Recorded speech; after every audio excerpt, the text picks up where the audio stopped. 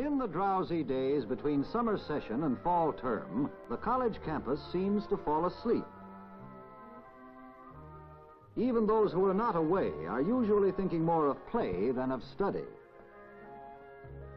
But the love of learning that animates the classroom is never really absent, even when the room is temporarily taken over by the painters and plasterers.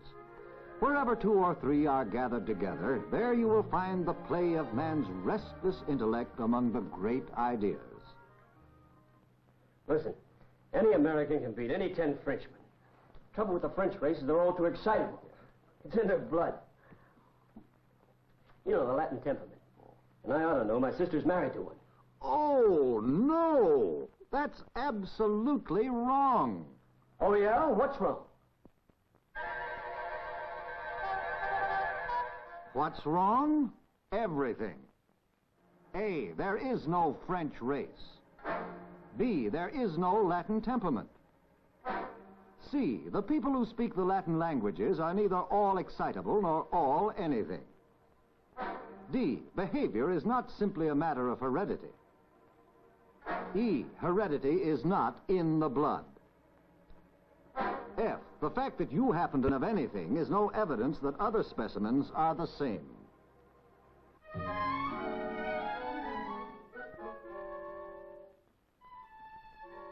Please, remain where you are. I'll explain. May I have your attention here at the board again? To begin with, there is no French race. As a matter of fact, it's not easy to state just what a race is. The most widely accepted modern definition says it is a group of people with certain physical traits in common based on a common heredity. The question is, which traits?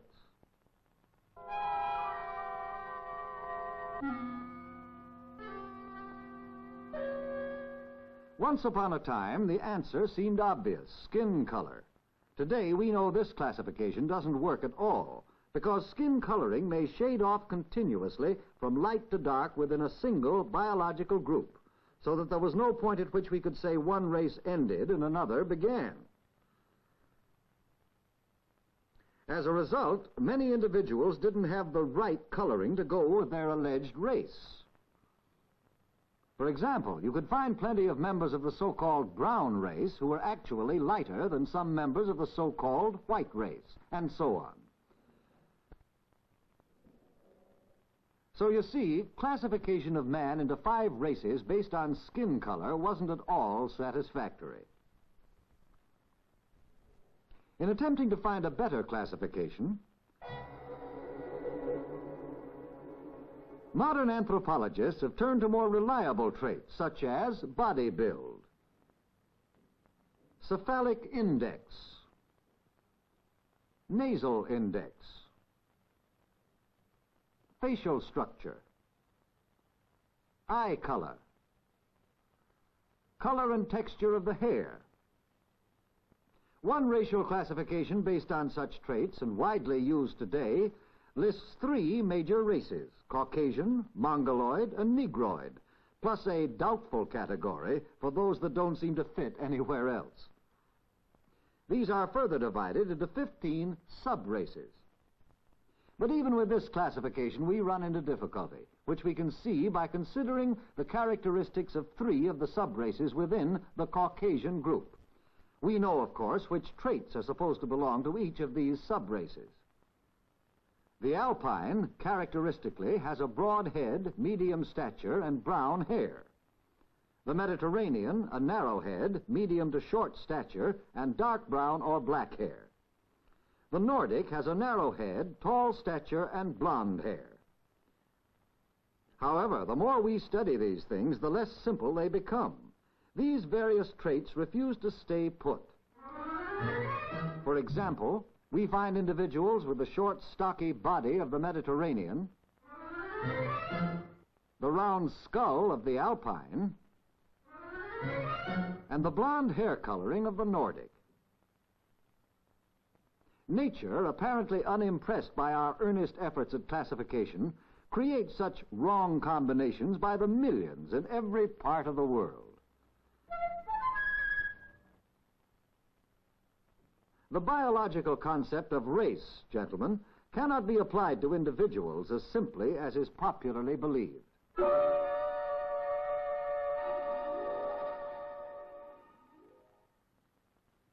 But no matter what classification you apply, if the word race means an inherited physical type, then almost every existing nation would include not just one race, but many races. The French nation, for example, includes Nordics, Alpines, and Mediterraneans, the percentages varying as you move from one part of the country to another. In short, a nation is not a race. There is no such thing as the French race, any more than there is an English race, German race, or American race. Neither is there any such thing as a specific Latin temperament.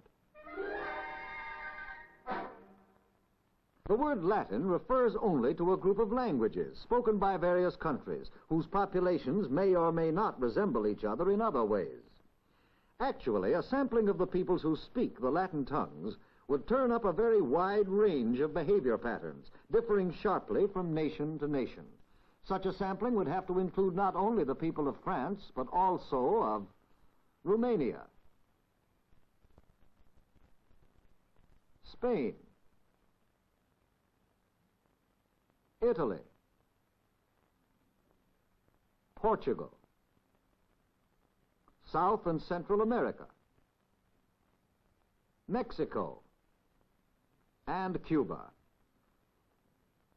People in all these countries speak the Latin languages, yet their behavior differs widely from country to country. Therefore, all people who speak the Latin tongues are not all excitable, nor all anything. And now for the major fallacy, the belief that group differences in behavior are the result of heredity. Down through the ages, people have more or less taken it for granted that a Japanese child, for example, inherits his distinctive behavior, his gestures, his manners, his attitudes toward life, just as he inherits the color of his eyes and the shape of his nose. This belief, which has had an important and sometimes an unfortunate influence on human relations, was not confined to the uneducated. English literature, including the best of Shakespeare, is full of references to English blood and noble ancestry as supposedly decisive factors in determining noble behavior. Now let's look at the scientific evidence. In modern times, many hundreds of careful studies have been made to test this theory that group differences in behavior are hereditary. Yet in all the books and articles that have been published describing these studies to date, not one shred of positive evidence in favor of the theory has ever been reported. On the contrary, a great deal of evidence is accumulated which shows that people acquire their behavior as they acquire their speech from the culture they grow up in. It isn't easy to carry out scientific experiments in the field of group differences. 18th and 19th centuries. A large number of West Africans was forcibly uprooted from their own culture and set down 3,000 miles away in a totally different culture. Some of the folkways these African tribesmen brought with them have persisted, influencing our culture in various ways.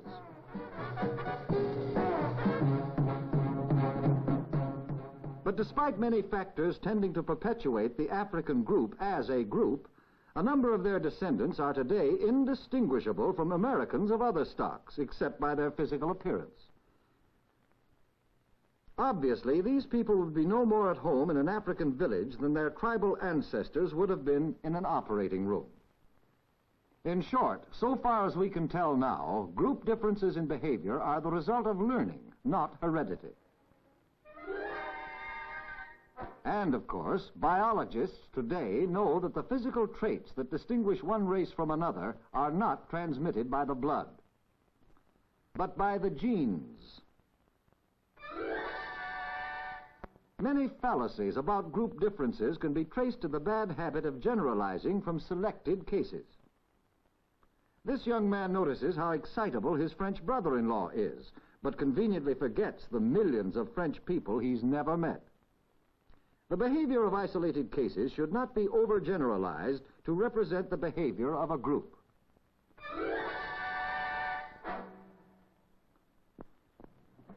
Just a moment, young man. I have a feeling there was one more fallacy in your statement. All I said was one American can beat 10 Frenchmen. At what? Well, at anything. Baseball. Ah, yes, that was it. Thank you. The fallacy of the ethno-centered criterion. Which? Well, let me put it this way. Would you care to bet a week's pay you could beat 10 Frenchmen at, let us say, fencing?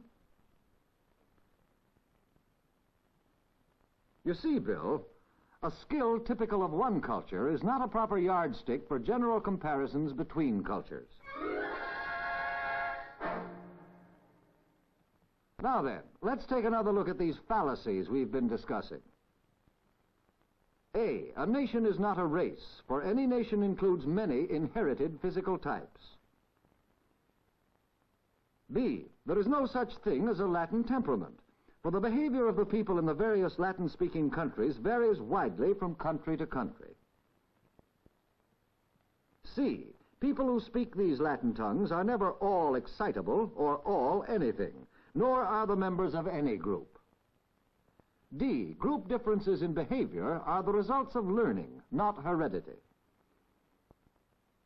E, hereditary traits are transmitted not by the blood, but by the genes. F, the behavior of isolated cases should not be overgeneralized to represent the behavior of everyone in a group.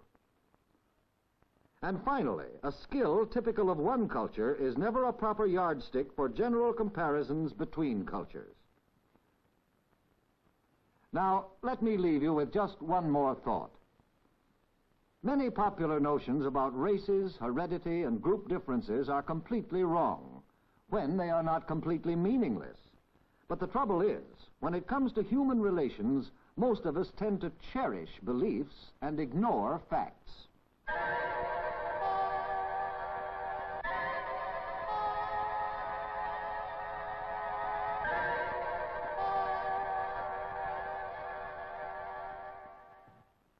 I don't care what the guy said.